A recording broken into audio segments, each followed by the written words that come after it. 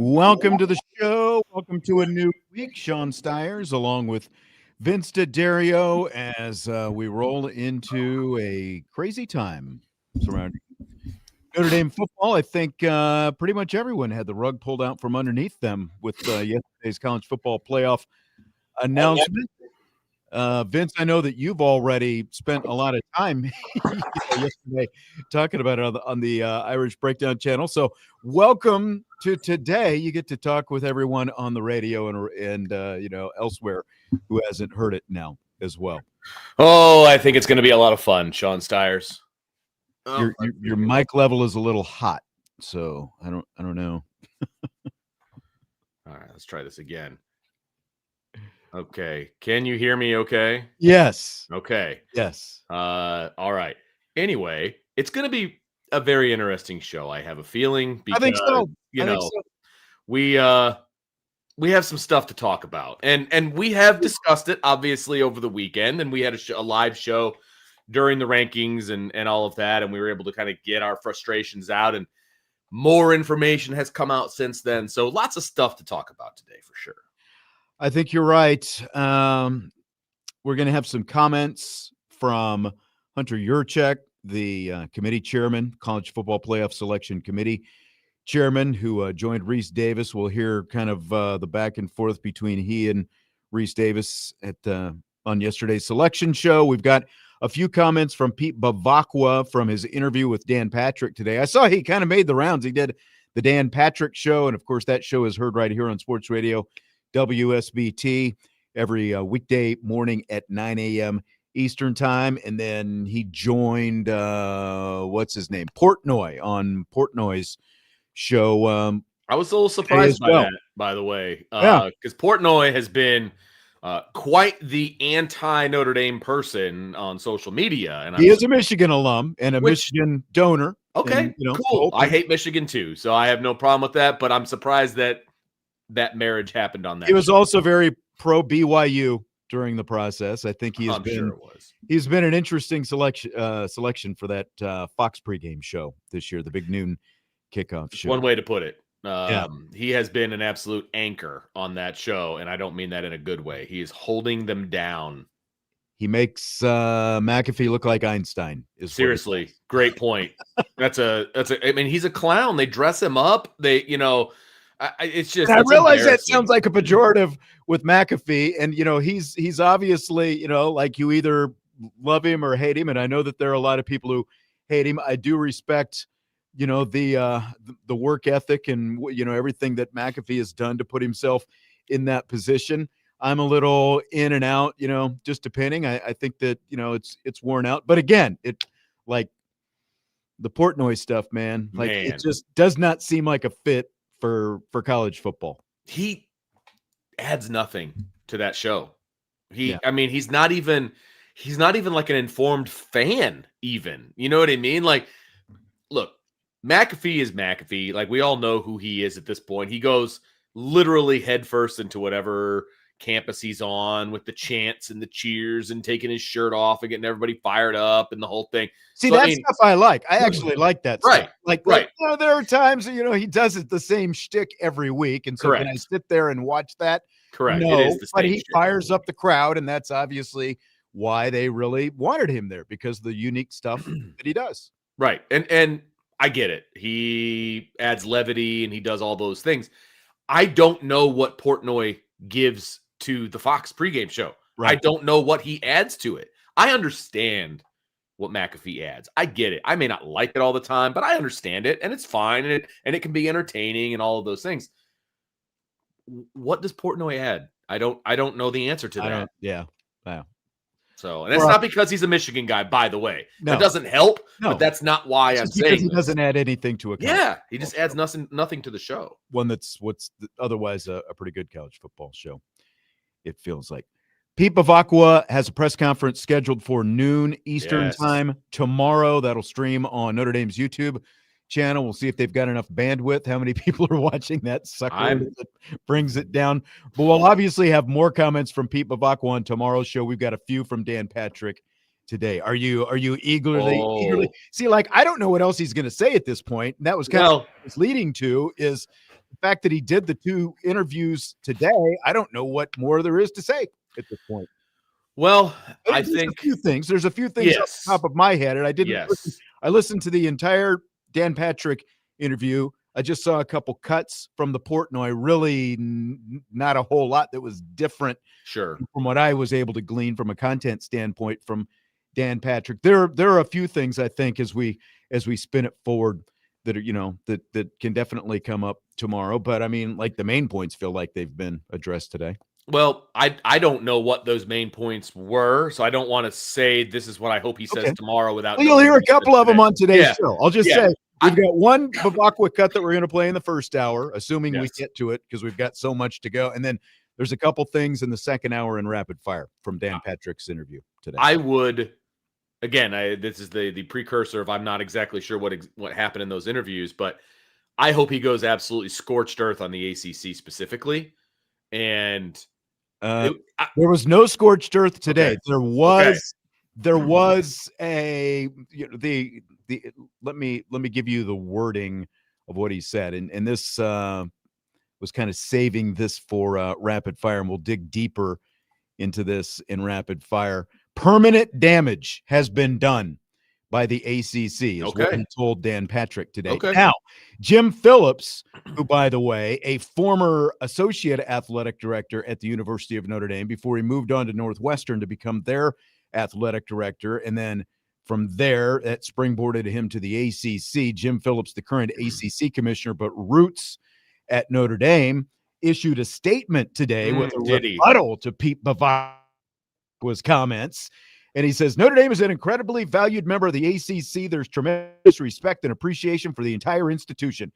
That said, when it comes to football, we have a responsibility to support and advocate for all 17 of our football playing member institutions. And I stand behind our conference efforts to do just that leading up to the College Football Playoff Committee selections on Sunday. At no time was it suggested.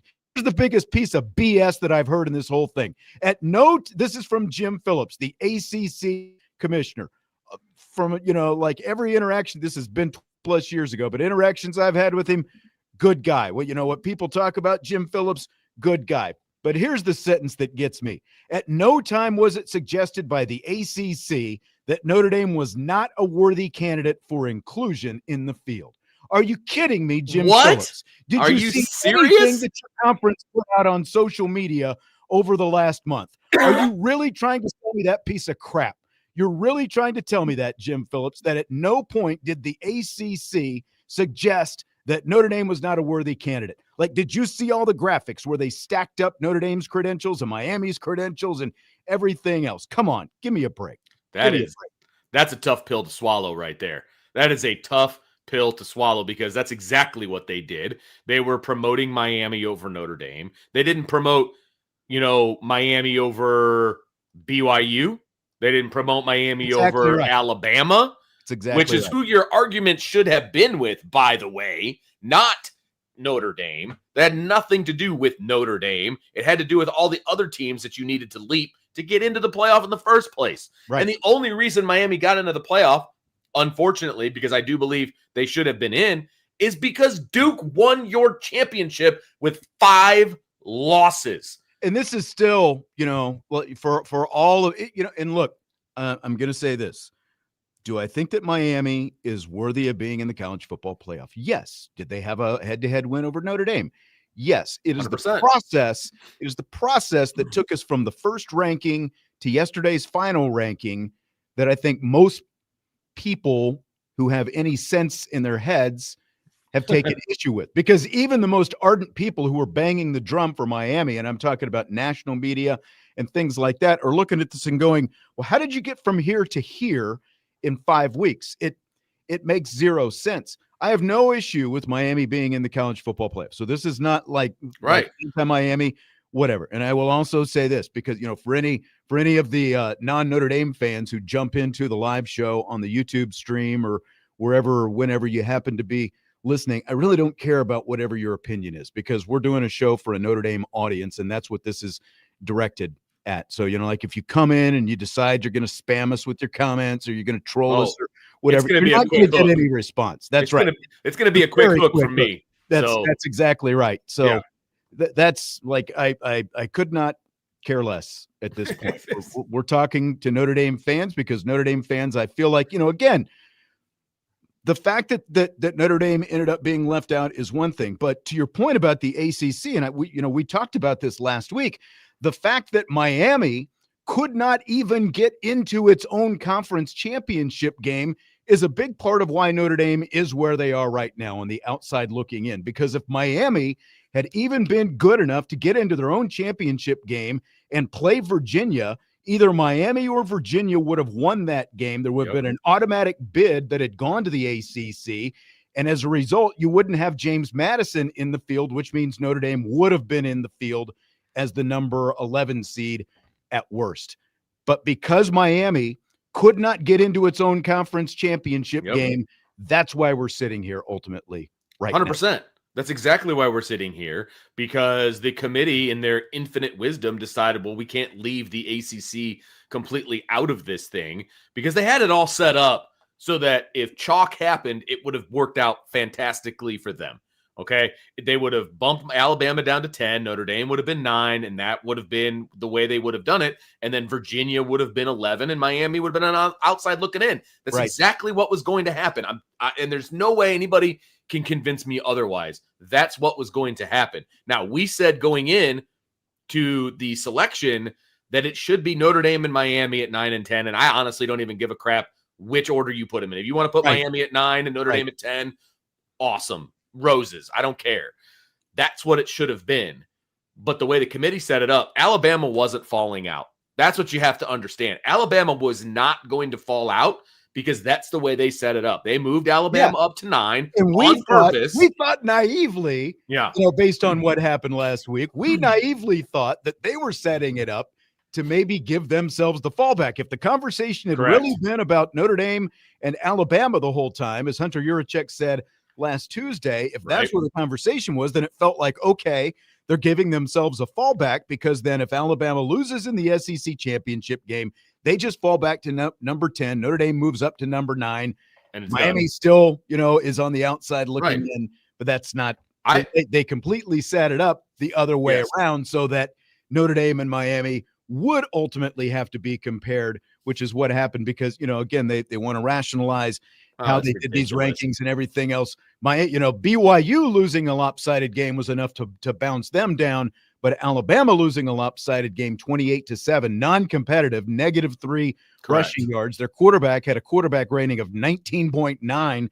That wasn't enough, 100%. Enough to drop Alabama. And the reason they didn't drop Alabama was because they had to get Miami in there somehow, and they weren't going to put Miami ahead of Alabama, because that makes zero sense. And so they're like, well, crap, we have to get Miami in, so I guess we can't drop Alabama at all, because we got to get them in too. So here's what we'll do. Here we'll say that we told the committee, go watch the Notre Dame and Miami game over again and see what you think.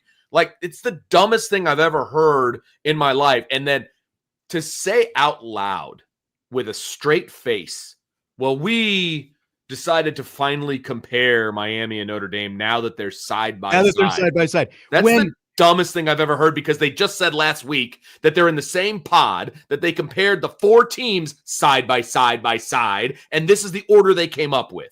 And the committee, it's ridiculous. The most ridiculous part about that statement is the committee, at any time they want, controlled wherever they wanted to put teams. They could have either put Notre Dame and Miami next to each other all along. They could have never put them next to each other. And just like, their the rationalization for flip-flopping with Alabama. They determine where they're going to put them. They didn't have to put them next to each other, but that's what they decided they were going to do, because again, they decided that BYU losing was worthy of dropping BYU behind Miami, but Alabama losing a non-competitive game to Georgia was not worth dropping them back. So like they decided that Notre Dame and Miami were going to be side by side, and that's why this all just feels like a big charade, just a big show. And college football has become professional wrestling, Vince. The college football playoff committee is all kayfabe right now. And like, I don't know if like if you're into the pro wrestling, like I haven't watched pro wrestling for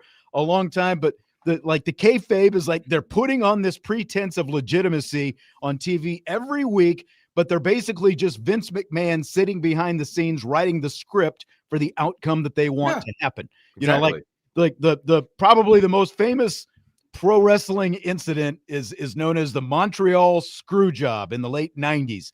And this is kind of like my cutoff point for where, you know, wrestling kind of became a, you know, in my rearview mirror. But Bret the Hitman Hart was the reigning WWE champ, and he was facing Shawn Michaels in Montreal. And Hart was supposed to win the match because he was the champ, but Vince McMahon, unbeknownst to Hart, wrote this script where Shawn Michaels was going to take the crown from him. So they go out in the ring, Michaels takes it, hence the Montreal screw job. So, you know, we know pro wrestling isn't real. We know that it's scripted. College football is not supposed to be. But now we have what amounts to the South Bend screw job, you know, ultimately with Notre Dame getting shafted here, because for 5 straight weeks, we were told that Notre Dame was a better team than Miami based on how they're playing right now. That was the consistent message that we got every week. So I guess shame on us for actually thinking that we could listen to the committee come out here and deliver the same message week after week and then actually believe it. But after 5 weeks of whining and crying, the people who whined and cried the most ended up winning. That's what it comes down to me. Great system, college football. Way to go. And the other piece of it for me is if you actually in your heart of hearts committee, if you actually believed that Miami was better than Notre Dame, if the head-to-head was so important, which we all know that's what everybody was screaming about, why didn't you put Miami ahead of Notre Dame on Tuesday? Why didn't you put Miami ahead of Notre Dame the week before? Right. Why didn't you put Miami ahead of Notre Dame the week before that? Because they were closing. The gap was closing. But you decided to put Miami ahead of Notre Dame in a week that neither of them played a game. Right. And all the hay was in the barn, except for the fact, and this isn't the be-all, end-all, but Boise State goes out and wins their conference championship. That was going to be my point. Notre Dame actually gained a data point over the weekend, and it did nothing for them. But it did nothing for them. Yeah. And all of a sudden, Miami jumps Notre. It makes zero sense. Like everything that they said leading up to it made zero sense. Why do we have rankings prior to the Sunday after the conference championship games? We shouldn't even have them. We shouldn't even have them and just let them rank everybody one time at the end and call it a day. Or, because it makes no sense. Rank it right, you know, like last week, and then rank it this week. Like, here's what they are going in to the championship weekend. Here's what they are coming out. Live with it. Yeah, like, rather than like, again, because it's just a charade. It is a charade. And that's the thing. So, and Hunter Yuracheck said, look, we let Alabama stay in because it was more about their resume than it was about the conference championship game. In other words, the conference championship game didn't mean anything. It was about their resume going into the game. But Ohio State fell. BYU fell. Everybody else fell. Everybody else fell. Every single championship game loser that was ranked fell. Every single one except for Alabama. So that game didn't matter. But Ohio State losing by 3 points dropped them a spot, right? BYU getting blown out by Texas Tech again dropped them out of it. So, like, make it make sense. Like, it doesn't even make sense to me in any way. At the end of the day, you know, like there's been this talk about not devaluing conference championship games and blah, blah, blah. It's about not devaluing the SEC championship. Bingo. There you go. There you go. Boil it right down to that. It's about not devaluing the SEC because, oh, who's a media partner with the SEC? Oh, Right. it's ESPN Disney. Wow, I'm shocked. I'm shocked that ESPN pushed this narrative that, like the whole thing, the talking points, and now we're in a completely different situation coming out of Selection Sunday. Honestly, if they were consistent with this whole thing, like with where they were going to place Notre Dame versus Miami, all of these different, if they were consistent the whole way and Notre Dame was left out, okay. I am actually okay with that, because at the end of the day, Notre Dame put themselves in the position to allow other people to They lost 2 games. Direct their destiny. There's no way around that. And when you lose 2 games, there's always, there's always going to be, you take a lot of your own destiny out of your hands. And I think that Marcus Freeman knows that. I think Pete Bevacqua knows that. Everyone in that building over there knows that. Yes. But what they're pushing back on is what we're talking about. The process of how we got to yesterday, when week after week after week after week, the message was clear. The head-to-head does not matter. But now, when Notre Dame and Miami are separated by 3 spots in the rankings, the head-to-head doesn't matter. But now, because the committee decides to put them side by side, now all of a sudden the head-to-head matters. How does that even make sense? It doesn't make any sense. It was always there.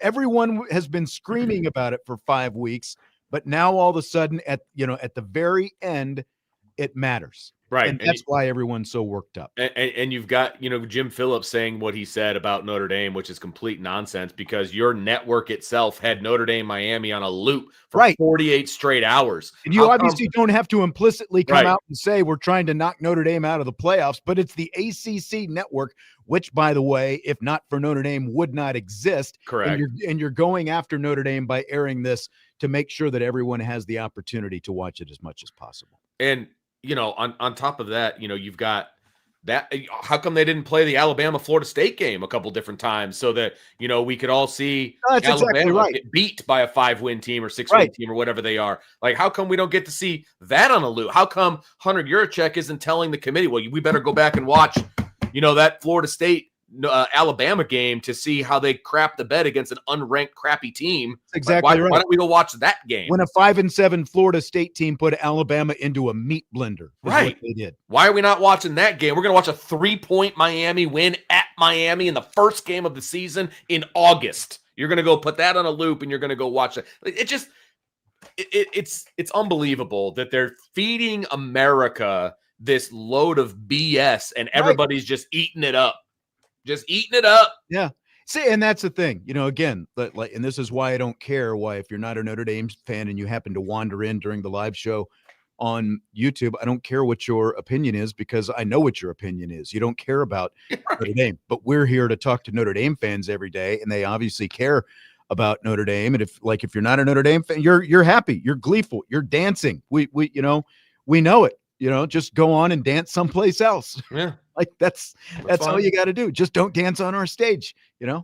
And it's not even like Notre Dame versus Miami. Like that shouldn't have ever even been the conversation. It was only Notre Dame versus Miami because Notre Dame fans and the ACC made it that.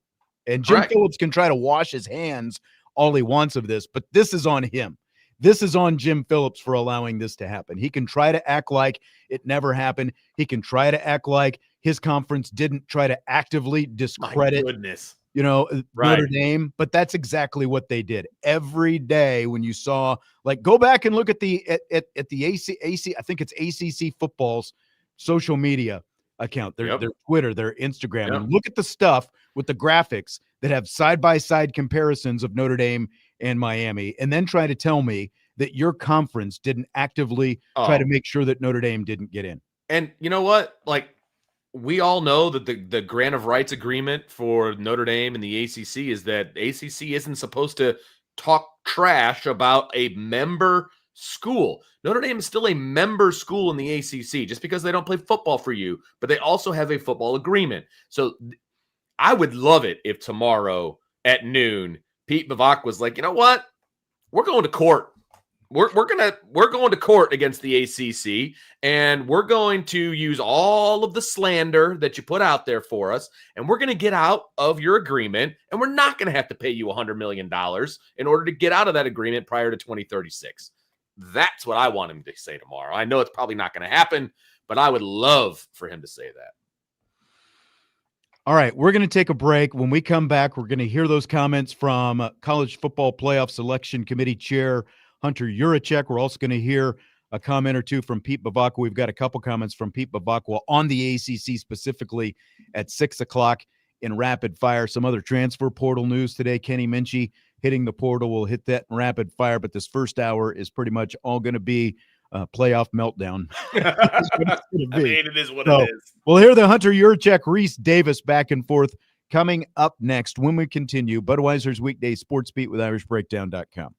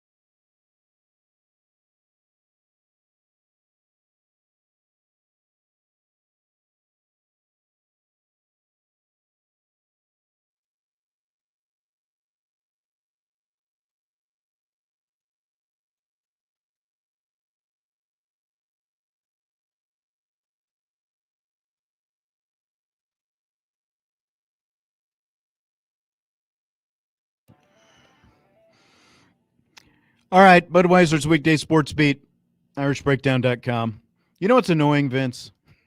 What's that? Called my doctor's office earlier today trying to make an appointment for something, like a follow-up appointment, and seen this guy for a long time. And so in the middle of the show, I get a call from his office. I get a message. So during the break, I tried to call back, and I go directly to the after hours message. Of course. And so I've got to go through this whole process with her, and none of it is relevant to, it's like, well, I can't help you. You can call back tomorrow. Okay, thanks. You could have just said that 10 minutes ago after I sat there on hold waiting to get through. Of course. Thanks very much. Mm-hmm.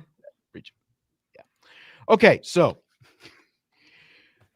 ESPN's Reese Davis cut to the chase with college football playoff selection committee chairman Hunter Yuracheck after the rankings reveal yesterday. After weeks of Notre Dame being ranked ahead of Miami, how did the Hurricanes leap ahead of the Irish in the only rankings hilarious that actually matter? So buckle up. This is the whole back and forth. I thought it was actually pretty good on Reese Davis's part to press him on specific things. So it's the first time Reese Davis has ever really said anything that's, I wouldn't even say this is pro Notre Dame, but like pressed for an explanation about something concerning Notre Dame. Right. The positive. Yeah. Right.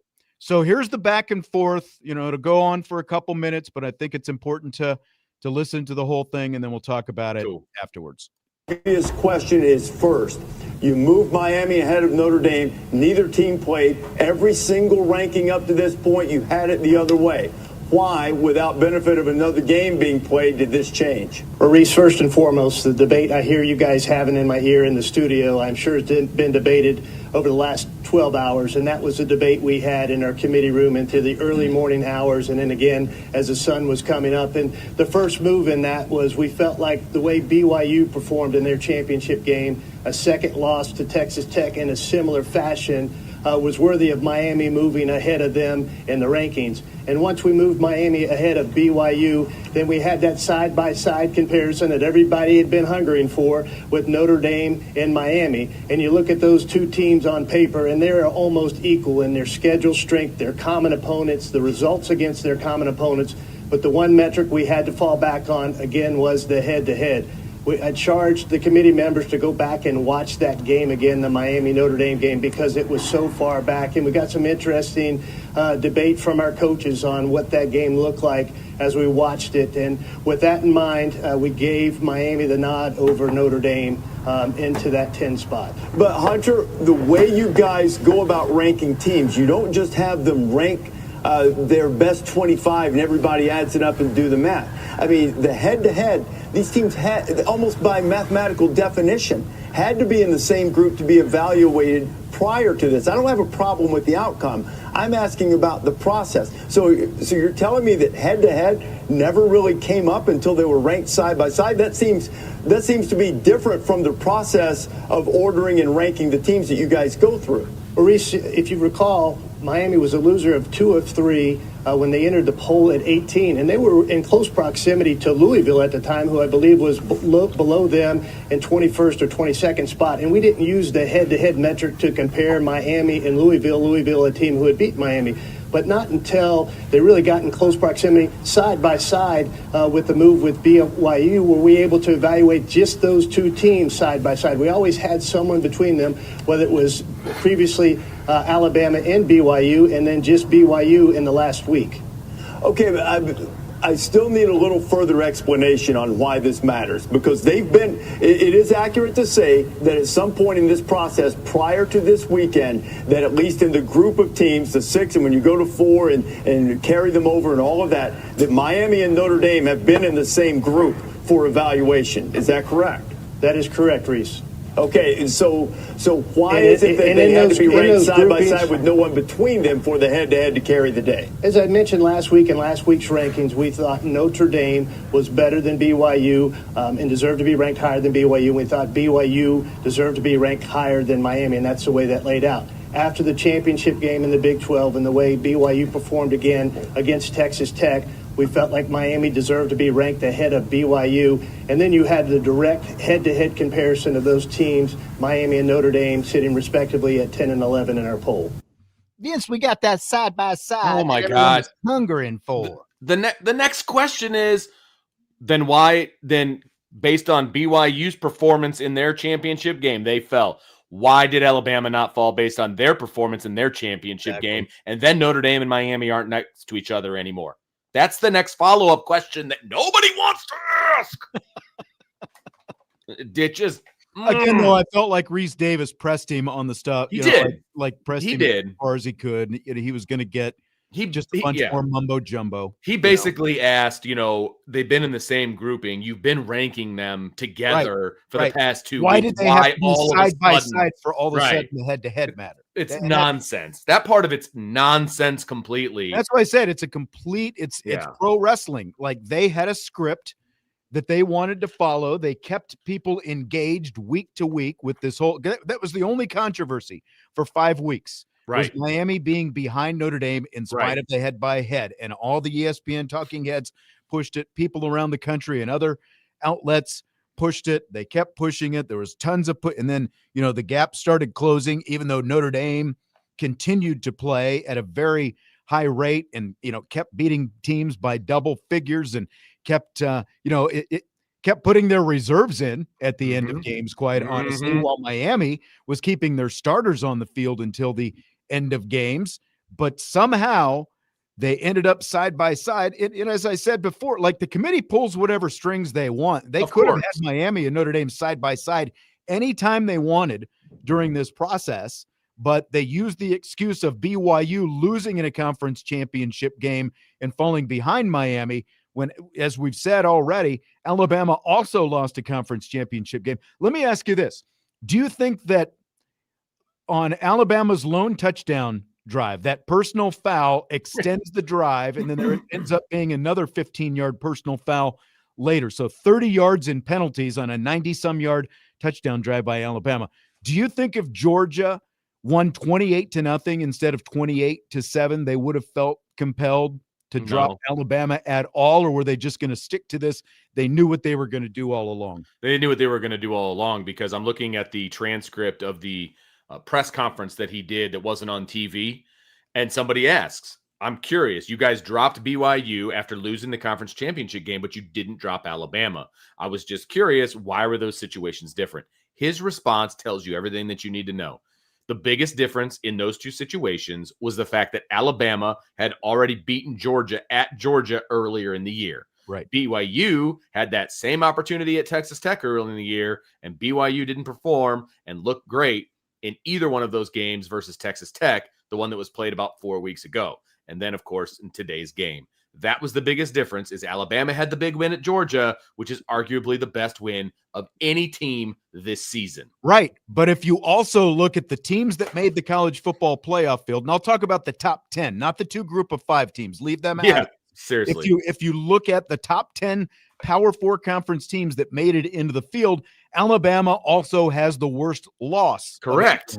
In the field. Yes. And that was not offset. That was not balanced at all in the way the final rankings came out. The fact that you got bludgeoned at the beginning of the season, and you're telling your people on the committee, go back and look at the Notre Dame game. Well, did you also tell the people on the committee that Tay Johnson for Notre Dame played like 9 snaps in that game, that season opener? Did you know that before Tay Johnson's injury before the Syracuse game, that Johnson had played more snaps than anyone on the Notre Dame defense? Like, was that at all taken into account, that a guy who became one of your best players defensively was only played 9 snaps in that Miami game, but he ended up being one of your best defensive players, playing more snaps than anybody before his hand injury before the Syracuse game. Then he missed the Syracuse game and the Stanford game. Was that weighed? Because injuries are supposed to be a part of that, and like who's available in what game, and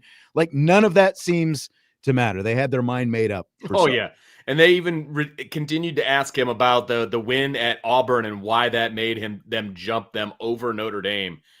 And they basically said the win at Auburn was a, quote, feather in their cap above Notre Dame's going out to the West Coast and playing in a less hostile environment and doing really what they should have done against Stanford, unquote. So you're telling me that Alabama shouldn't have gone to Auburn and beaten them because they have a losing record? That's what they should have done too. Come on. They're just making stuff up at this point. Exactly. That is exactly it. And, like even before the selections came out, Miami fans were realizing we shouldn't have been pushing back on Notre Dame this whole time. We should have been pushing back on Alabama, the way Alabama had played in the last month of the season, like barely winning some of these games, losing to an Oklahoma team that is absent a legitimate offense. Like, you lost to Oklahoma, and Oklahoma, like, do they even know what the forward pass is in Norman right now? I'm not sure. I'm not sure they do, Vince. Yeah. Honestly, I'm not sure they do in Tuscaloosa either, the way they played against Georgia the other day. Yeah, as somebody put in the chat, you and I had more rushing yards than Alabama did in the championship game. So can I put that on my resume? I think you can. Does that count? Yeah, I think you can. So what do you think? Like, and I know Brian has talked about this, Brian Driscoll, the selection committee. Do you think ultimately the selection committee needs to go away? I don't know that they need to go away, because I need to know what is the alternative. So is it going to be the AP poll? Is it going to be? I don't mind the BCS rankings personally. Okay, is it going to be BCS rank? Like, what's the alternative? I guess would be my thing. And the BCS rankings, I think, would have to be tweaked from what they were before. But we've got better computers now than we had back in the BCS era. You know what I mean? So is it a combination of a bunch of the computer, models that are now available, that have been available, that, by the way, had Notre Dame at 3 in most of them? What model do we need to do? What is it, a combination?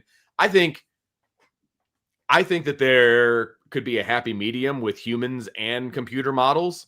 But supposedly the humans were using the computer models when they ranked these teams, and it didn't really work out that way. But the problem is they can use the computer models, but ultimately the humans are the ones making the call. Right. Like I can live with, okay, if the computer rankings spit out whatever it is, and you've got 1 through 25, I can live with you are allowed a plus or minus of 1. Like if you want to have conversations about 2 teams or what, but ultimately that leaves, I guess that actually leaves them open, to make a decision like this, because like this whole thing that Pete Bevacqua talked about, where Notre Dame next year is guaranteed a spot in the playoffs if they're ranked in the top 12. Well, what's to stop the committee from just ranking them 13th? Like, correct.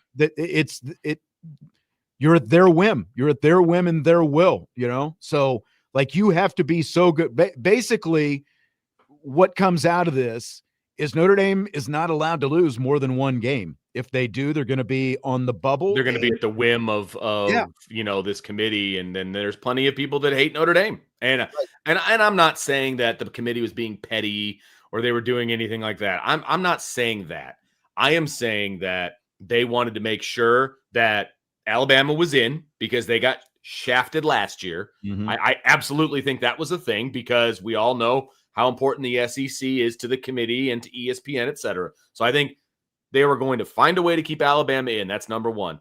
And number 2, they were going to find a way to make sure all Power 4 teams at least had 1 team in the playoff. Right. I really do think that. I agree. And now we've got a Miami team that couldn't make the playoff but make their own championship game. And because of that, we've got an extra group of 5 team in, instead of at least 1, if not 2, much more deserving teams. Like, I think there needs to be some kind of especially if there's going to be a second group of 5 that gets in, there has to be some kind of threshold. Like if Notre Dame is allowed an automatic bid by being in the top 12, there needs to be a threshold for a second group of 5 team to make in, because for one, they're not even playing the same. Like, if you want to talk about, anyone in the SEC or whoever wants to talk about Notre Dame's schedule, like, do you think that James Madison played a schedule that was as tough as Notre Dame's? I mean, Notre Dame played Miami and Texas A&M. They played 2 teams that are in the field. Correct. Like James Madison didn't do that. And even then, we've got Tulane playing Ole Miss in a rematch of a game that Ole Miss won by 40 points when they played in the regular season earlier this year. Correct. I'll be, the weekend of the 19th and the 20th, I'll be watching, Frosty the Snowman and Rudolph the Red-Nosed Reindeer because it'll be more entertaining than the games that they've got slated. I am so out on this year's, deal. It's just, it's not even worth the time. It's not even worth the time. No.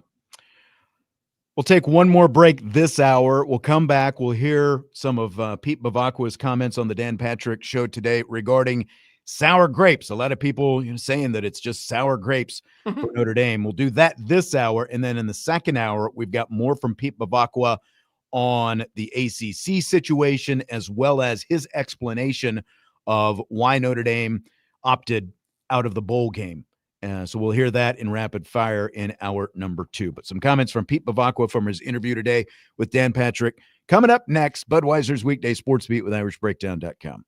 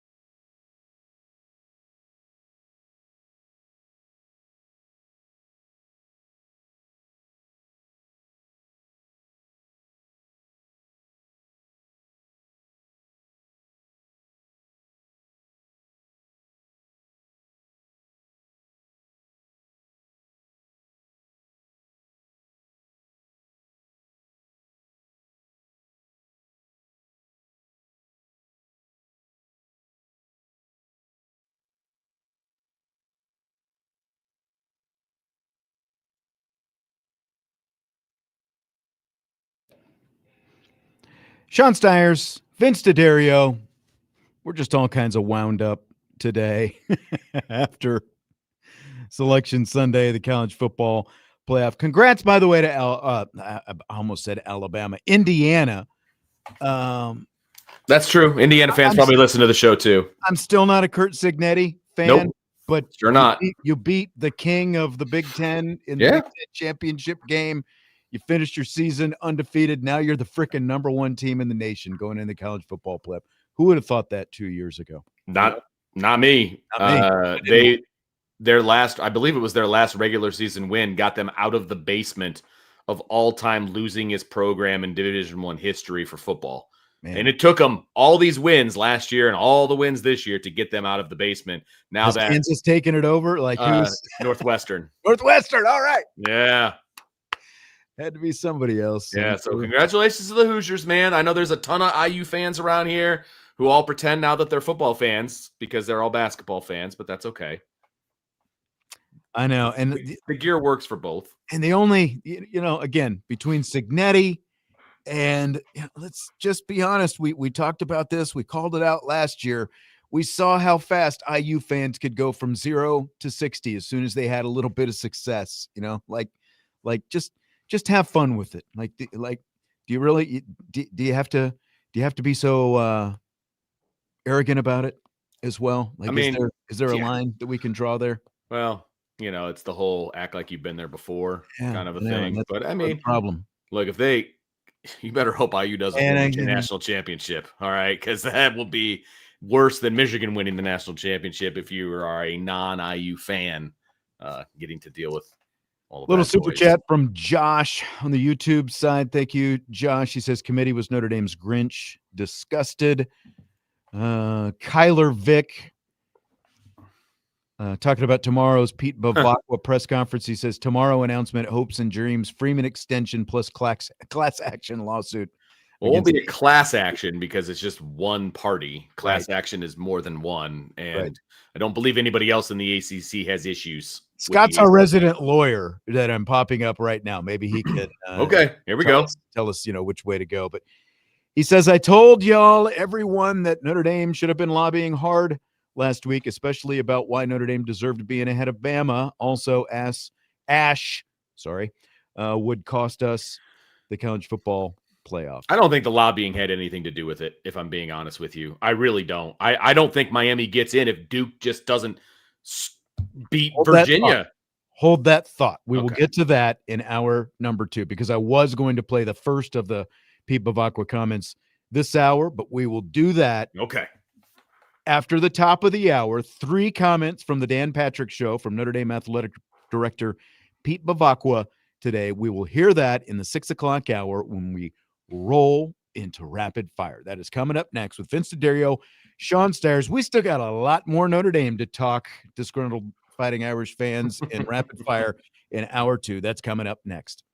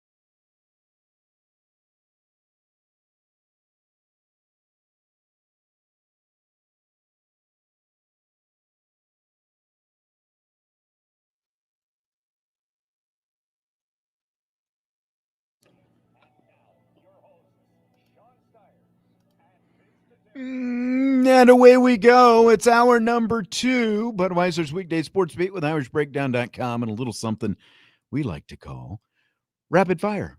Are you ready for it, Vince D'Addario? I guess so. I didn't realize we were even there yet because we had so much to do. Too close. I'm not far enough away. Too far, too close. I can't hear you. Really? I didn't do anything different. Oh, don't. Maybe because I was so fired up before I was louder. There's nothing muted on my end. Can you hear me? No. Oh. Yep, I can't hear Vince. That's not good. Vince's lips were moving, but there was nothing coming out on Test. Hello. Oh, hello. It's my fault. Didn't have that pushed. Sorry. You're making me look bad. All from county line to county line. I'll eat it, Vince. I can fall on my own sword. I was so worried about other buttons and making sure they were pushed. I didn't push the most important one, the one that lets the sounds come out of Vince's mouth. So, I mean, my wife would love to know where that button is, I'm sure. Yes. Turns out I'm the puppet master pulling the strings behind the scenes. All right.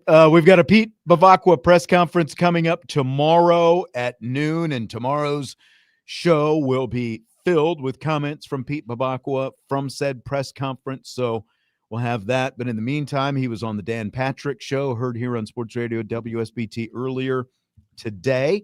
And Dan Patrick asked Pete Bevacqua about people saying it's just sour grapes for the Irish to complain that they were left out of the college football playoff. Here's Bevacqua's response to that. I get why people think it's sour grapes, but it's disappointment, Dan. I mean, this is, we take this seriously, as do other universities, and the rankings can't just be musical chairs at some fifth grade birthday party. They have to mean something. And to me, what happened to us really kind of was alarming. I mean, I used to like playing musical chairs back in the day at those fifth grade birthday parties, or bobbing for apples and all those fun little games that we used to play back then when we were all so innocent. But that's not what this is. This is big time, big boy college football. And I completely agree. And that's exactly what the committee ultimately made this thing, just musical chairs in the end, Vince. It was just a game to them, it feels like. Well, I mean, millions and millions of dollars are on the line. All of these things are all legitimate, and I do feel like Notre Dame was being toyed with a little bit at the expense of some other things that the committee wanted to make sure took place. Yeah. That's what happened. And Notre Dame was the pawn in the whole thing because it was 3 teams for 2 spots at that point. And again, because Virginia crapped the bed, we got 2 group of 5 teams in there, and there should have been 3 teams available, and Miami should be on the outside looking in, or would have been, Alabama should be. I think Miami and Notre Dame should have been in, but that was never going to happen because Alabama wasn't going to be out. Yeah. There's a lot of different rumors swirling about what people think Pete Bevacqua is going to talk about tomorrow. I think we're all really curious. There's been some people popping in the YouTube chat with, again, some whatevers. Have you heard anything, excuse me, or read anything? No, I haven't. I'm curious because he has put himself out there today, talking about the decision and all of those things. So why call a press conference specifically? So I feel like something is going to come of it. Now, it could be something as simple as a contract extension for Marcus Freeman. That could very well be the situation here. Could it be some over-sweeping situation with the ACC? Could be. I'm very curious as to why the press conference. You know what I mean? Right. Because because again, he did at least 2 interviews today that we know. Yeah. He did the Dan Patrick Show. That's the cuts that we're playing today, where they came from. And he also did Dave Portnoy's show. I'm not exactly sure what that show is called. It's got different, variations. I think it's, whatever it's morphed in. But in any case, he did at least 2. So is there something that he is going to talk about tomorrow that's going to be different? Or is it just an opportunity, since he has done a couple of national platforms for us guys here locally who are on the beat to ask him whatever questions we want to lob at him tomorrow. That's what I'm going to be curious to see. Is there actually a different purpose other than that Pete Bevacqua is going to address tomorrow? Yeah, and somebody kind of, I'm guessing jokingly, said that they were going to start their own conference. You know what I mean? And again, you got to think about the overarching issues here. That if Notre Dame decides independently to start their own conference, anybody in that conference is still going to be quote unquote independent because that conference is not recognized by the CFP, and all of that. So is NBC also going to pony up 60 million, 50 million per school for that, which is less than a lot of these schools are making in other conferences? I know, people are probably joking about that. Well, I'm sure they are. I'm trying to think like realistically what he's going to say. Let me ask you this though, because we started to talk about this at the end of the first hour and we were short on time, and I told you to save your thoughts on this. Bvakqua also went on the Pat McAfee show last Friday going into the week, and then, coming out of the weekend, 2 shows today. Did Pete Bevacqua / Marcus Freeman / Notre Dame, did they wait too long to make a PR push to try to negate all this stuff from the ACC and Miami? I mean, I would like to think that it had no bearing on anything, to be honest with you, because I still to this day don't think it did. Now, they took a PR hit based on all the talking and the nonsense that was going on. There's no doubt about it. Like in the court of public opinion, they took a hit. And so if they wanted to push back, then they probably should have done something. I just don't necessarily want them on a soapbox like a carnival barker like Mario Cristobal was. That's not why they got in. See, and that's clear about that. That's not why they got in. Is it like, did the committee just finally cave to all the noise? I don't think so. That's what it feels like to me. Well, I get that. Whether it's the, trying to appease the ACC, because the ACC is also one of their TV partners. They're paying the ACC revenue, for televising ACC games, and that garbage championship game that they put on that was basically an overblown exhibition on, late Saturday night. Like they're a partner with the ACC. Right, I get it. And the ACC was pushing back, Miami fans and all these people in the media, including ESPN people. So like there was all blowback, and I went in, I said at the last week, so I don't want to sound contradictory, like I'm contradicting myself, but I did feel like going into the week, like, were you really going to accomplish that much by coming back and pushing back, and trying to, because you're kind of on the defensive when you're trying to, counter some of this stuff. But like I saw a tweet from Mike Berardino from the South Bend Tribune yesterday. Notre Dame didn't score after the 5:13 mark of the fourth quarter during their 10-game winning streak, but Miami scored 45 points in the last 3 minutes of 7 lopsided wins. 38 of those points came in the last 2 minutes of their games. Like things like that, that maybe Notre Dame could have been, like some numbers of their own that Notre Dame could have been showing in their defense. Like it feels like there's something that could have been done. And again, I don't want to contradict myself, because I didn't feel like Marcus Freeman and Pete Bevacqua, needed to be out there stumping all week last week. But at the same time, now when we see the final result, it sure feels like, again, the whiners won. Like the people who whined and cried the loudest ended up winning. How much effect did that stuff ultimately have on the playoff committee? Because there was a lot of venom being directed at them. How much of that played into their ultimate decision? It might have had a very small piece. I don't think it had anything to do with it, to be honest with you. I think that if Virginia beats Duke, this is a moot point and Miami's out.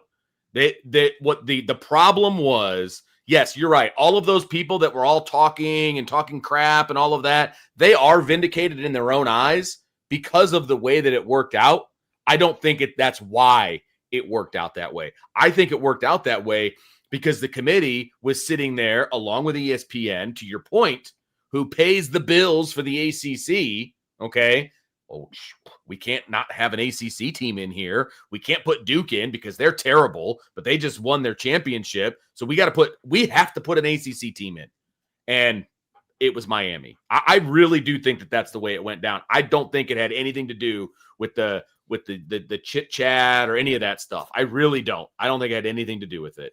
That's my opinion, but I think it came down to the fact that no ACC team was going to be in, but 2 group of 5 teams were about to be in, and they're like, "Oh crap, we can't do that. We've got to have an ACC team in the field." I really do think that's what it was. I do think. I think that was part of it, but it feels like the narrative that was being pushed by that side went a long way. Like a combination of. I think we all got worn down by it. I think everybody, I was saying that. Well, you know what? I think Miami and Notre Dame both deserve to be in. You know what I mean? Because I got worn down by it, and I do think that both Miami and Notre Dame deserve to be in over Alabama. You can't go to your conference championship game and get your butt handed to you. You can't do that and stay in the same spot. That's ridiculous. It is ridiculous. Honestly, it should have been Miami 9, Notre Dame 10. Call it a day. That's where I'm at. I agree. What it should have been. I agree. All right. We'll get back to Pete Bevacqua here in a second, but some other big news today. Fill in the blank. It's blank that Notre Dame backup quarterback Kenny Minchey plans to enter the transfer portal. Thoughts on Kenny Minchey? Not surprising. If Notre Dame was in the playoff, we wouldn't have had this announcement when we got it. But there's no other games to be played, no practices to be had, and so he put it out there. I don't know. Did he actually put it out there, or is this a? This is a report by people. Okay. Right. Again, I think it came surprising. from On 3 first. Okay. One of the national guys at On 3. That's fine. That's the most, if you were going to give me the whole roster and you're like, okay, point to the guy that you are most likely to enter the portal, it would have been Kenny Minchey. Kenny Minchey competed for the position. He lost out. He could be the starting quarterback on so many Division I football teams, and that is exactly what he's about to do, and I wish him all the best. He competed hard. He was a great backup. He was a company man. He did all the things he should have done. Mm-hmm. Now go be a guy. Go be a dude someplace. I have no problem with it whatsoever. That's exactly it. I think it's the least surprising news. Like, of anyone who plans to enter the transfer portal, we all expected Kenny Minchey to hit the transfer portal once this season was over with. He was the number 2 quarterback. He got his reps here and there. I'm sure he would have liked more. Oh, but, sure. He competed. He pushed the competition with CJ Carr right down, to the wire before they ultimately made the decision. He made it made the decision as hard as he could. And like you said, now he gets to go out. He's got 2 years of eligibility left. He gets to go out and be a guy someplace. And hopefully it works out really well for him, and like, he didn't pull the plug like some guys before the season was over. He would have ridden this out. I have full confidence. Had Notre Dame made it into the playoff, absolutely. he would have stuck with them throughout the playoff run. And the portal doesn't officially open until January, but good luck to him. I'm sure he's going to end up being a Power 4 quarterback someplace next year. And he'll be successful. Wherever he is. He's a good player. He's a really good player, and Notre Dame was blessed to have 2 really good players. The right guy won out. It is what it is. If you and I had a competition for best radio guy, you would win out, and I'd be okay with it because you're better. Would you hit the transfer portal though? Would you leave? Would you Absolutely just not? I'm a great sidekick. I will be Robin to your Batman all day long. But you plug in well. Like, you plug in well. When I go down or when I am out, you plug in. The show doesn't miss a beat. It just keeps on rolling. Man. Yeah. You're not wrong. Let's roll, baby. Got that rudder steering the ship. Andy versus everybody in the YouTube chat says, yesterday was the anniversary of Pearl Harbor, where America was hit by a sneak attack. Yesterday, Notre Dame was also hit by a sneak attack. I would hate to compare college athletics with what happened at Pearl Harbor specifically, but I understand the analogy, and it did feel very much like a sneak attack, to go along with that analogy. But that's apropos, I guess. I saw an interesting feature yesterday on CBS Sunday Morning. This woman who's American, her grandfather, like, the family had immigrated from Germany, and he was a Nazi, and they planted him in Pearl Harbor, and he was ultimately convicted of spying to aid the Japanese attack on Pearl Harbor. And her dad the son of this guy, was living over there at the time as well. But he ultimately renounced the family. Like, they ultimately sent the family back to Germany. Her dad renounced the family. Wow. And actually joined the army and fought for the U.S. in the Pacific. And like, she wrote a book a few years back after it was a long held family secret. She wrote a book. And, so it's like a book about her family, about how her grandfather was a spy for the. Wow. It's like, yeah, it's pretty interesting little story. I'm going to have to see if I can find that book. But that sounds good. Yeah. Talk about going in a different direction on this show. So Pete Bevacqua on the Dan Patrick Show, more from him about Notre Dame's decision not to play in a bowl game. Here's what Pete Bevacqua said about that.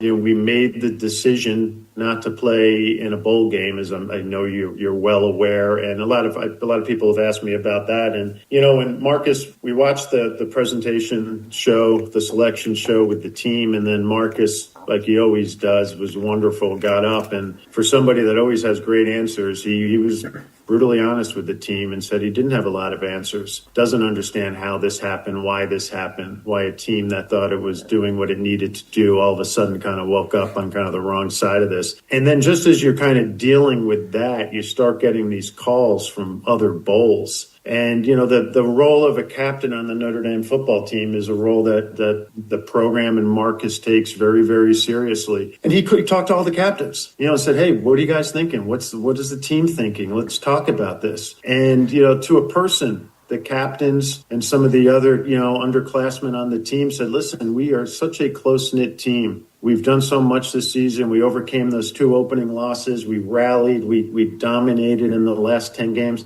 We can't imagine taking the field not as that team. And it's reality, Dan. That certain players wouldn't participate in that game. You think about somebody with the future that he has, like a Jeremiah Love, a Jadarian Price, Eli Raridan, Emil Wagner, who's one of the most impressive people I've met in my life, who hopefully after he's done playing football, I hope he runs for president one day. It just wouldn't be the same. And, made the decision that it was time to start thinking about next season, give these student athletes a break. They have exams coming up, and then, really, hopefully they'll go home and spend Christmas and the holidays with their family and friends. All right, so some interesting stuff there from Pete Bevacqua, the explanation for why Notre Dame opted out of the bowl game, which, of course, has everyone up in arms, taking their ball and going home. An interesting little news dump there when you heard some of the names that are like Jeremiah Love. I think that was kind of a given, but, Jadarian Price, not quite as that was a given too. Well, that was a given. I think it was leaning towards a given, but I think there were at least some people holding out hope. But but you hear that explanation, the captains were like, "Look, we wanted to play with our guys. This is our team. These are the guys that we fought with week in and week out." So, what do you think of that explanation for Notre Dame's decision to opt out?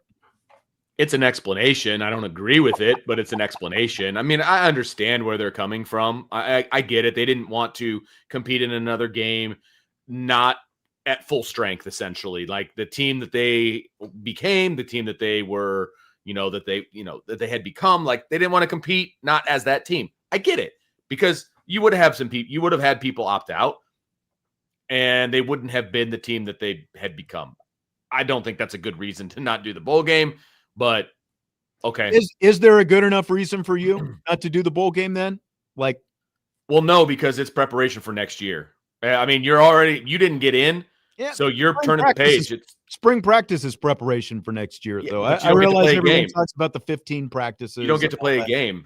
You don't get to play a game. I want to play a game with some people. I want to see them in game action. I that's what I would like to see. Yeah, but I would also say they played until the end of January last year. I think that took a toll on a lot of bodies, and I'm not upset. Like I can go either way with it, because at the end of the day, bowl games now more than ever are just overblown exhibition games. I don't disagree with that. And play and practice and those things, but the one thing I would say is this, and I know that Bvakqua talked about, well, as soon as you're left out of the playoffs, all these bowls start calling and they want answers. Well, if they want you badly enough, and I think that they did want you badly enough, you could have said, look, give us 24 hours.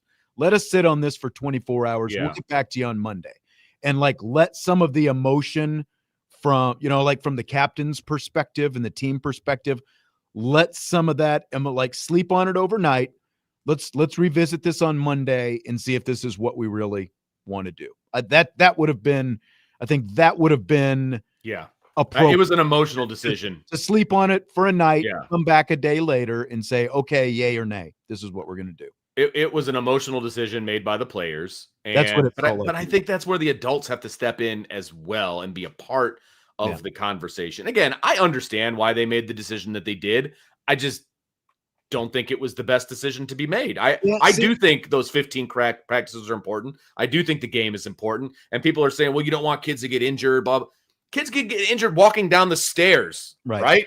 Like we've discussed that before. So like you can never go into a game scared somebody's going to get injured. That's ridiculous. That's not a good excuse for me. Right.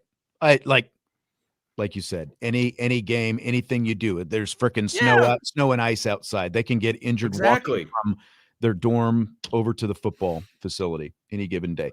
Do you think Outbound says Notre Dame's taking a stand against ESPN? A lot of people think this. Brady Quinn has said that. Do you think that that's part of it? I think that's on the Portnoy show denied that, by the way, just so. I do not think that was part of the decision-making process. I think it's a nice part of this situation at the end, like after the fact. So you get to stick it to ESPN. It's kind of like all those people that were shouting about Miami. They can all be like, yeah, I was part of it. And you weren't, but you can think that because of the way things went down. I don't think it had anything to do with it, but it's nice that it went down that way. I agree. That's where I'm at. I agree with that. Let's take a timeout. Another Pete Bevacqua comment about the ACC. That is coming up next as we continue with Rapid Fire and Budweiser's Weekday Sports Beat with IrishBreakdown.com.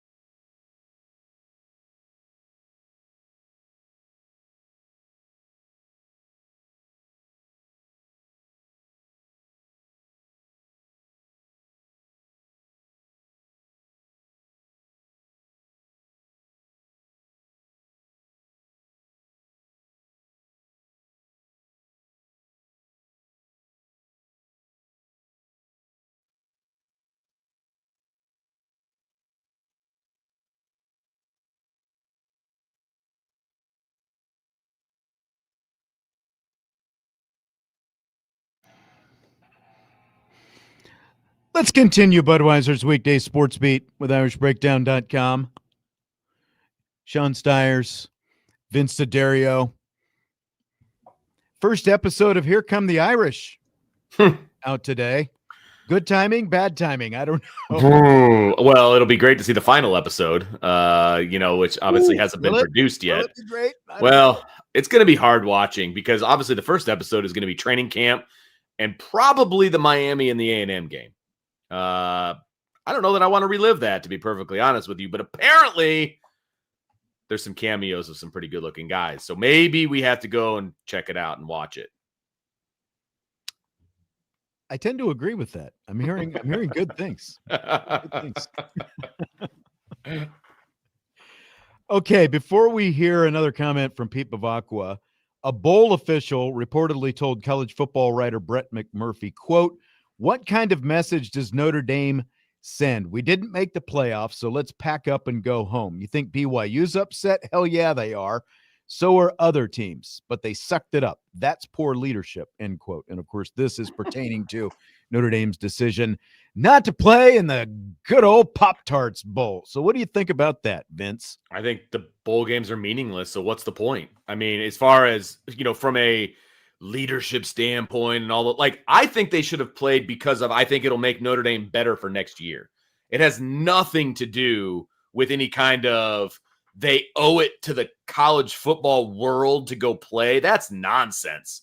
That is absolute nonsense. They don't owe it to anybody. Right. That's exactly like, are they mad at Kansas State and Iowa State and Baylor? Like really? And they all got fined $500,000 for not going. And Notre Dame's not in the conference. So that's right. That's right. You got fined by your conference. Your conference was really looking out for you. Look, the players and the teams that play all season are not obligated to fulfill the glory of the chambers of commerce of Orlando and Tampa and San Diego and Charlotte and wherever these games are played. They're just not. Notre Dame doesn't have to sign up to be the holiday entertainment for America. That's not part of the deal. That's like they're here to compete for championships. Teams that go to these bowl games, for one, like, think about it this way. They're required to buy these ticket allotments of 20 to 30,000 tickets so that the bowl sites, have their guaranteeds that they've got X amount of guaranteed revenue. And then, the teams get stuck with the bills if they can't sell the ticket allotments. Yeah. And do you think that Notre Dame fans were going to care about the freaking Pop-Tarts Bowl because a little guy was going to jump out of the toaster at the end of the game? Like, do you think that Notre Dame fans were going to care about that when they thought they were going to get a chance to compete in the championship bracket and they got stuck in the JV game instead? Seriously. I'm sorry. Seriously. Yeah. Don't try to shame Notre Dame or any other school into fulfilling these financial obligations that you try to sell us about how great your sunshine and your shopping is. Like, that's what these bowl people care about. They all they care about is themselves and their bottom line, and not Notre Dame or Kansas State or Iowa State or Baylor. None of these schools just miss me with any of this sob story about this. You want Notre Dame because you want to bank on Notre Dame bringing interest and eyeballs to your game in your city, but Notre Dame is not obligated to reciprocate. So no, sorry. They're absolutely not. Like I said, I wanted Notre Dame to go to a bowl game because how it helps Notre Dame. They owe nobody anything. They don't owe ESPN, clearly. They don't owe college football as a whole. They don't owe anybody anything. It's ridiculous that people are coming at Notre Dame like that because they're not going. Look, Notre Dame, when they go to a smaller tier bowl like this, they might break even. Right, exactly, because the payout is not as big either. Exactly, and they got. Do you want to double Notre Dame's guarantee, Pop-Tarts Bowl or whoever else? Like, do you want to double it? Do you want to put your money where your mouth is and say, hey, exactly, we'll pay you even more to get you down here? Most likely not, because they want to make sure their bottom line is covered. And I just don't think that there would have been that much interest from Notre Dame fans after getting to a national championship game last year and spending the last 5 weeks thinking they were going to be in the college football playoff field, because that's where the committee ranked them before yanking the rug out from under. Correct. Yeah, 100%. 100%. And look, there's no way you can convince me, by the way, because people in the chat are like, there's nothing positive about going to a bowl game.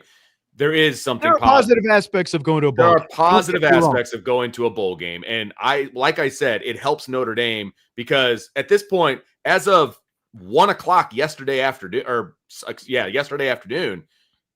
it's all about 2026. It's not about 25 anymore. It's now about 2026. In my mind, having 15 extra practices helps you for 26. If Notre Dame had lost a third game and they had spent the last month, pretty much knowing they were not going to be in the college football playoff and they've got their mind geared up for something else, then that becomes a completely different story. But that's not the way this worked out. So I don't begrudge them for not making that decision. And again, they're not obligated to go be your entertainment just because you want them. Absolutely. Like, the bowl people 100%. Are more worried about their own existence. That's what they're worried about right now. They're worried that their bowls are going to go away, and most likely they are. Yeah, exactly right. They most likely are going to go away. Yeah. And that is what it is. I mean, I would be even more like if somehow Notre Dame could finagle getting those 15 extra practices without having to play in the game, like that would be very beneficial to Notre Dame, in my personal opinion. And kids don't care about those stupid gifts that they get at a lower level bowl. They're all getting NIL money. They don't need an extra sweatsuit. You know what I mean? Like, and that's the thing too. Like if they can change these bowl games, if they can get the sponsorship, to make it worth their while from an NIL standpoint, like they did with that players era in basketball, if these bowls can really figure out a way to give some incentive for these players to show up, then I think that's a different story. But until they do that, right, you are going to become extinct at some point. Your bowl games are going to at some point fail to exist because of that, because of the fact that they're going to expand the college football playoff again. And if that means 4 more teams are getting in, that's 4 more. That's, like 2 more bowl games that you're not going to have participants for. Exactly. There's going to be more opt-outs along the way. If you really want your bowls to continue to exist, do more from an NIL standpoint and give these players something to make it worth their while for showing up. I think that then maybe you've got a fighting chance, but you're just honestly going to have to come up with more money if you want to do it. Yeah, no, I agree 100%. It is what it is. We're all turning the page to next year. And now the breaking news is going to be who jumps in the transfer portal. Like that's where we are with Notre Dame football. So it is what it is. I think they returned the vast majority of their team for 26. I think they got a great shot at making a run. The schedule is very conducive for it. And, we'll see what happens, but doesn't take away from the fact that Notre Dame got screwed 24 hours ago. Yeah, exactly. I don't need Duke's Mayo poured over my head. No, God, no. If I was Marcus Freeman, that's reason enough not to go to the Duke's Mayo Bowl, by the way. Exactly. I know. That's a hard pass, everybody. We're not going. I was, secretly hoping for the Holiday Bowl. That way I could go out to San Diego in the wintertime, but yeah, they didn't ask me. So no. No. One more comment from Pete Bevacqua from the Dan Patrick Show today. Patrick asked Bvakqua what role he thinks the ACC played in Notre Dame's exclusion from the college football playoff. I would tell you, again, I have tremendous respect for Miami. Great team, great school. Their athletic director, Dan Radakovich, is a good friend. And all the teams in the ACC, great, wonderful universities. We have no gripes about any of the schools in the ACC. But we were mystified by the actions of the conference to attack, their biggest, really, business partner in football and a member of their conference in 24 of our other sports. And I would tell you, Dan, I wouldn't be honest with you if I didn't say that they have certainly done permanent damage to the relationship between the conference and Notre Dame. What do you mean? Just we didn't appreciate the fact that we were singled out repeatedly and compared to Miami. Not by Miami. Miami has every right to do that. But it raised a lot of eyebrows here that the conference was taking shots at us. And, that's just not something we chose to do. We wouldn't choose to do that in the future, and people might disagree with us, but that's just not something that we'd be comfortable with. And again, we have no problem with any of these teams. These are all great teams. You look at those teams, Miami, like I said, great season. They beat us. You think about Alabama, nobody's had more success in college football over the last decade than Alabama. But Dan, you follow this sport so closely. Everybody was saying that we were one of a handful of teams that could win this whole thing. Yeah. And now we have 0% chance. Even Nick Saban, nobody knows more about college football maybe in the history of the world than Nick Saban. And he said it yesterday, like, how is Notre Dame not in this? Everybody is just kind of confused and perplexed. perplexed, and we don't have good answers for the kids on our team, for our student athletes. Are you going to reevaluate your relationship with the ACC, the overall relationship? I would just say it's been strained. Irreparable? Well, you never say irreparable, but it's opened our eyes, and it caught our attention. Caught their attention. Oh, I like that. Caught their attention. I like that. Yeah. He's not really mincing any words. He's like, they should not have done that. And they did. And we'll have to see where that goes, basically. I like that. I like that a lot. I do too. I there are some people who think that Pete Bevacqua was not bold enough or, firm enough in these statements. I mean, you are in the middle of basketball right now. You've got your men's and women's basketball teams, like Notre Dame women were just at Florida State yesterday. So, like your teams are going on the road in these areas. Like you're not just going to go complete flamethrower, scorched earth on the ACC while your teams are in the thick of this thing. But at the same time, I felt like he walked right up to the line and he was very firm and said what he needed to say about the ACC in all of this. Like we're over here taking notes. Notre Dame is over here taking notes. We know what you did. We saw what you did. We got receipts. I don't think you're going to get away with it. We've got the receipts. And again, we talked about this in the first hour of the show.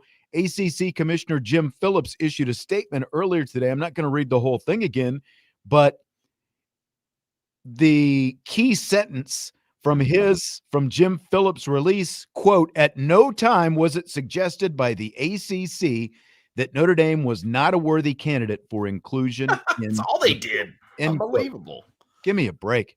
That's all they did. Did you delete all those tweets that you've been posting for the last 5 weeks? Like I said, I'd be okay with some legal action here. I'm sure people have screenshots. I'd be okay with some legal action. I'm not gonna lie. Something to hit them where it matters, in the pocketbook, And Pete Bevacqua also said in that clip, he's like, "Why would you try to tick off your biggest business partner? What are you thinking?" Is basically what he said. Yeah. And that's what I think so many ACC people who are all up in arms about, why do we play Notre Dame? Why is Notre Dame part of this? They're not a full member of the conference. They still don't get. And I saw some guy in the media from out, I think in one of the Carolinas, talking about how the ACC rescued Notre Dame during COVID. Yep. And he's completely, like Notre Dame people were going at him about, are you kidding? Notre Dame rescued the ACC. College football, do you remember I think it was Gene Wojciechowski, wasn't it? The whole piece on ESPN about how Notre Dame literally saved college football. The Big Ten had already canceled their schedule. The SEC was ready to cancel their schedule, but because Notre Dame said, we're going to play and we're going to figure this out, and Notre Dame threw the ACC a life raft by being a part of the ACC that year. That's what got the whole momentum going for the 2020 college football season. It ain't the other way around, my friends. Correct. Notre Dame saved college football that year, and don't try to rewrite history 5 years later, because that's the way it went down. Right. Go back. There are receipts for that as well. That's just the way it happened. If Notre Dame had not pushed and Jack Swarbrick hadn't pushed, to play college football that year, I'd say that there was probably a 90% chance that all you were going to see is a handful of low-level games played, that college football was probably not going to be played that year. And ACC was getting ready to hang it up. They were all planning on leaving until Notre Dame was like, not so fast, my friend. Yep. And basically brought college football back from, life support. And I will also say, look, Jack Swarbrick made his name as the Notre Dame athletic director. It's one of the reasons that Notre Dame is on equal footing from all the other conference commissioners, in the CFP governing board, right? That comes up with the way that everything goes down and whether they're going to expand. Jack Swarbrick came up with the 12-team playoff. That was Jack Swarbrick. Everybody's like, oh, Notre Dame is this and Notre Dame is that, and Notre Dame shouldn't be involved. But made these backdoor deals. He was part of the process with Greg Sankey. Correct. Building this format. People are delusional when it comes to all of this. Now, I think Jack Swarbrick, when he walked in a room, people paid attention and they listened. I think Pete Bevacqua still needs to get to that point. It's not just the But name he's on the also still nameplate. fairly new to the game. He's only Absolutely been for a couple years at this. But I think that he needs to get out there a little bit more and start, waving his staff around a little bit, you know what I mean? And get it out there that he's going to be somebody to be reckoned with in the big picture. I think he still needs to get there. Not saying he won't. All right. But yeah. Staff waving. Coming Staff up. waving. I picked my words very carefully there. You did. Yeah. You steered your way around that. I did. We'll wrap up rapid fire right after this. Budweiser's Weekday Sports Beat with IrishBreakdown.com.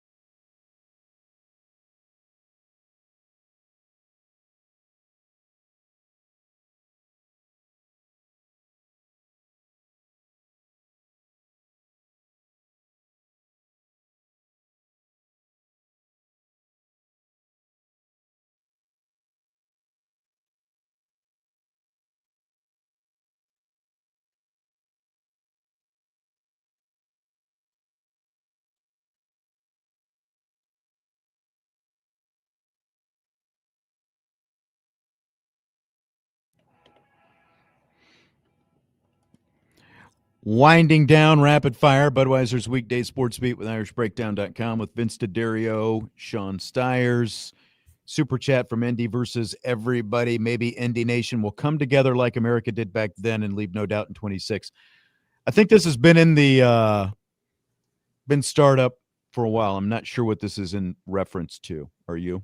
I'm not 100% sure, but hopefully they do leave no doubt in 26 and they just go out and win by 50 every single game, because apparently that's what you have to do. And I mean, if you want to look at next year, the schedule sets itself up pretty well. As JS Pyro says, I believe Miami plays Notre Dame next season, November 7th, if I'm not That is mistaken. You, true. sir, are correct. And I think a lot of people are going to be looking forward to that now with, Miami actually, assuming they fulfill their obligation and they don't overschedule with Florida A&M again, we expect them to be at Notre Dame Stadium. Exactly. Yeah. We'll see if they beg out of it, Yep. Outbound asked, would there be as much uproar if they snubbed one of the group of 5 teams for us? Bama and Miami get in. I mean, first of all, they couldn't do that. It's against the rules. Because so it doesn't. the It's way a the moot rules point. are written, the 5 highest ranked conference champions have to get in. Yeah, look, And that's why you ended up with the second group of 5. And that's, again, why Miami screwed this whole thing up by not even making it to the ACC championship game. right. Like, look, I touche to both of those teams for getting in.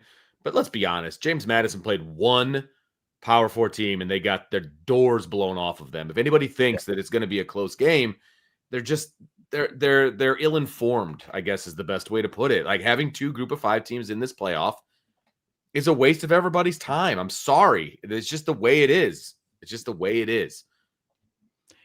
Vince, you're going to be away for a little while, my friend. Yes. Yeah. So this is my last show, probably until, I don't know, Christmas time, maybe a little after, depending on how things go. I am having a procedure done, a nephrectomy, I believe is how it is pronounced, later on this week. Got to get rid of a little cancer on the kidney. So going to get that taken care of here later this week. So I'll be in recovery mode, and hopefully I'll be back and better than ever here real soon. So I just want to let everybody know why I won't be on. Wishing you well, my friend. Yeah. Wishing you well. It'd be great. Let me know if you have any diet restrictions, because again, some pumpkin rolls could be coming your way if you're None. able. So No diet restrictions coming my way. all right. Post surgery, pre-surgery, it's a little rough, but post, Yeah, not I'm so sure. much. That's what stinks. Getting ready Yeah. for all that. Not all right. looking forward to that. All right. Hopefully things go very well for you, my friend, and we you. will look forward to talking to you again very soon. Again, Pete Bevacqua press conference noon Tuesday. We'll have plenty of comments from that on Tuesday's show. For Vince, I'm Sean. We'll talk to you later. Budweiser's Weekday Sports Beat with AverageBreakdown.com.